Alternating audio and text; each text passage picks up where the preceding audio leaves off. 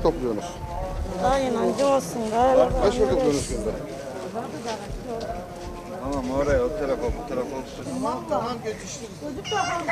Sakin, sakin, sakin. Sakin. Sakin. Sakin. Bak yaygara yapmayın. Yaygara yapmayın.